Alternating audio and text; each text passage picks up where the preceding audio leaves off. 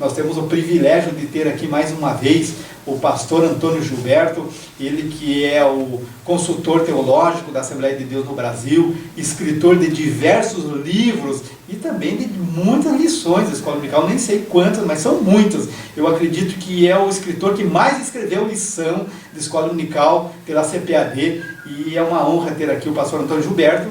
E agora nós vamos falando aqui, pastor, sobre a lição de número 7, a lição que vamos estudar amanhã, sobre a vinha de Nabote. É uma lição essencialmente prática, ou seja, individualizada, materializada, porque gira em torno de personagens, que são Acabe, que era rei em Israel que eu digo o reino do norte, naquele tempo, o reino infelizmente estava dividido, mas também gira em torno de Jezabel, que era a esposa de Acabe. Infelizmente, Acabe era um marido pusilânime. Eu estou usando um termo técnico para não usar o termo, não digo baixo, mas muito sério. Acabe era um marido pusilânime. Ou seja, a mulher mandava nele. Era uma coisa horrível.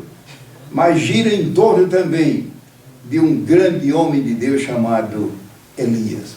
Profeta de fogo, chamado, é claro que é fogo santo, nem todo fogo na igreja é fogo do Senhor, mas esse homem tinha fogo divino. E também entra um outro personagem que muita gente nem nota, chamado Jeú. Cuidado que eu estou falando de Jeú, o homem que Deus mandou ungir para executar juízo sobre a casa de Acabe. Não vou dar explicação, que o tempo não dá, estou de olho no relógio, mas na Bíblia é muita gente com o mesmo nome. E são personagens, é claro, diferentes. Eu estou falando de Jeú, um homem que era oficial do rei, alto oficial do exército. Ele comandava o exército. E Deus mandou Elias ungí-lo. Elias não pôde. Então foi um rapaz mandado por Eliseu, que foi o sucessor de Elias.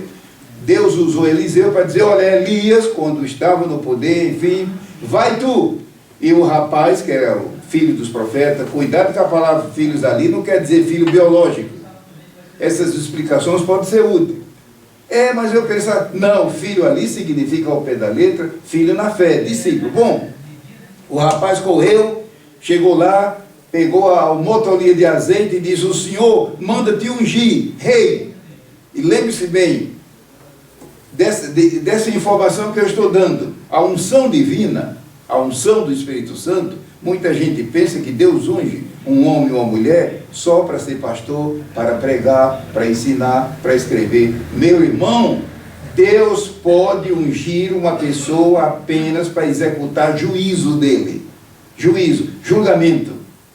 Foi o caso de Jeú. Só que, infelizmente, Jeú, como eu e você, que somos fracos, somos falhos, coitadinho do Jeú, pecou. Pecou em que sentido? Foi além do que Deus mandou. Então, se você que está me ouvindo, tem certeza que Deus ungiu para executar juízo na igreja, juízo no sentido bom, castigo, enfim, tome cuidado, porque se você passar do limite, Deus te chama à parte e diz, eu não te mandei fazer isso. Foi o caso de Jeú. Chegou a hora que Deus disse para Jeú, Jeú, eu não te mandei executar juízo na casa de Judá. Eu mandei você executar juízo na casa de Acabe, na casa de Jezabel e sobre o baalismo. E você também matou o povo de Judá. O que eu tinha dito sobre você não vou fazer mais. Eu tinha dito que da sua geração ia haver sempre um sucessor no trono negativo. Então, cuidado com esse assunto. Deus pode ungir uma pessoa para ser um músico, um cantor, ungido por Deus, mas Deus pode nos ungir para executar juízo. Esse comportamento de Jeú acontece no nosso dia? Acontece. Inclusive, eu tenho casos documentados no meu arquivo, que eu uso lá a palavra sigilo. Eu uso em caráter sigiloso, mas eu venho documentando, devido a trabalhar na casa e ter a mão o arquivo da igreja no Brasil. Irmão sabe que lá tem o serviço de documentação. Temos casos de vários homens e mulheres no Brasil Não é só na Assembleia de Deus, que Deus levantou para arrumar as coisas, executar juízo. Não é juízo só no sentido mal, juízo, organizar. E a pessoa vai além do limite. E resultado... Termina fazendo um estrago, digamos assim, estrago. Aí Deus, é claro que Deus intervém, ele não é Deus. Então tomemos cuidado com o que aconteceu com Jeú. Voltando à nossa revista, um assunto central da lição de hoje, que eu não vou ler o texto, mas é em 1 Reis 21, agora tome cuidado, os ouvintes, que é capítulo 21, capítulo 22, e não se esqueçam de ler em 2 Reis, os capítulos 9, 10 e 11, repetindo. Se você, meu irmão, é estudante da Bíblia, aluno da escola, professor da escola, a lição de hoje está no capítulo 21 e 22 de 1 Reis. Mas não se esqueça que em 2 Reis 9 e 10 e 11. Então é uma riqueza, ninguém pode se queixar que a Bíblia é omissa ou reticente. Voltando ao assunto, que temos mais só 5 minutos. Um ponto forte na lição de hoje é o perigo do pecado da cobiça. Da cobiça. Não vá confundir cobiça com inveja. A lição fala de cobiça. O que é inveja? É eu invejar alguém. E é possível que essas pessoas que estão me ouvindo, haja alguém nessa situação. E invejando os outros. É pecado. A lição de hoje não trata diretamente de inveja. Eu estou apenas lembrando. Invejar é invejar alguém. Cobiçar não. Cobiçar é cobiçar as coisas de alguém. Não é cobiçar alguém, as coisas de alguém. Não vou demorar, mas os ouvintes podem pegar o Decálogo, no capítulo 20 de Êxodo, onde Deus diz, não cobiçarás, número 1 isso, número 2 isso, número 3 isso, está lá escrito. Então cobiçar é cobiçar as coisas de alguém, casa, não sei o que, dinheiro, lá se vai. Leia Êxodo 20. Agora, invejar é invejar os outros, e essa praga tem perturbado a vida de muitos crentes, coitados, que estão praticamente atrapalhados por causa de invejar. Invejar. Deus nos guarde. Bom, esse é um ponto muito forte da lição de hoje, que estamos abordando, olhando para o relógio devido ao tempo, que corre no instante. Outro ponto saliente da lição de hoje é que, de acordo com... Lembremos que Israel, o povo de Israel, o rei de Israel, era um reino, do ponto de vista divino, teocrático. Infelizmente, do ponto de vista humano, vamos colocar teocrático entre aspas, coitadinhos, eles se desviaram não sei quantas vezes, pecaram, vamos colocar teocrático, só que entre aspas. Agora, do ponto de vista divino, teocrático, ou seja, Deus é o rei, Deus é quem governa. Deus é quem governa. Muita gente não entende o Antigo Testamento, mas como é que Deus manda matar, inclusive Elias matou os 400 profetas de Baal? Meu irmão, você sabia que o Antigo Testamento é um pacto antigo e que você hoje está vivendo num pacto novo? E outra coisa, você sabia também que o reino de Israel era um reino teocrático, uma coisa que hoje não existe. Existe, é claro, espiritualmente a igreja, mas a igreja não é um povo no sentido terreno. A igreja hoje está vivendo problemas sérios porque ela se mistura com o povo do mundo. Nós nunca fomos chamados para ser terreno. A Bíblia diz que a igreja tem uma vocação celestial. Está lá em Hebreus. Ou seja, a nossa chamada é para cima. E hoje, por obra do inimigo, a igreja em muitos lugares, não vamos citar nomes, está simplesmente mancomunada. Deus nos guarde.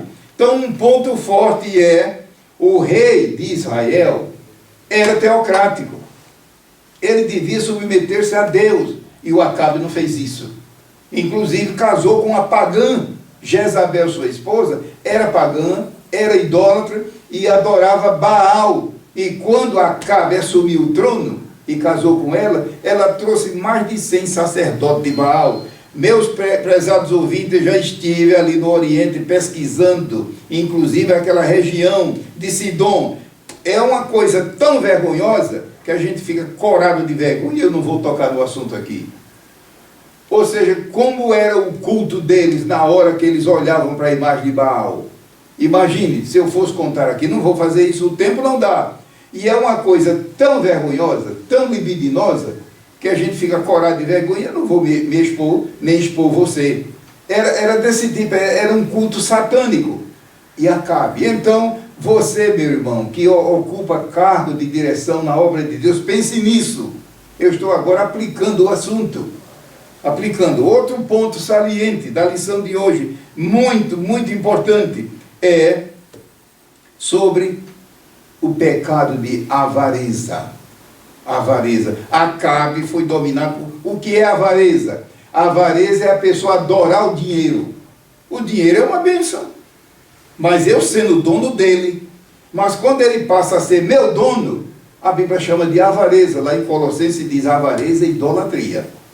Acabe, coitado, entrou por esse caminho e se tornou dominado pelo dinheiro. Então eu lhe pergunto, você que tem muito dinheiro, como é o caso dos curitibanos, você manda no dinheiro ou o dinheiro é que manda em você?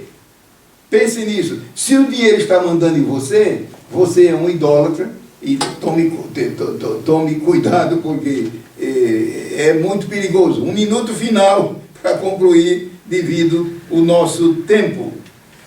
Devido ao nosso tempo. É uma riqueza. A lição de hoje é de natureza essencialmente prática.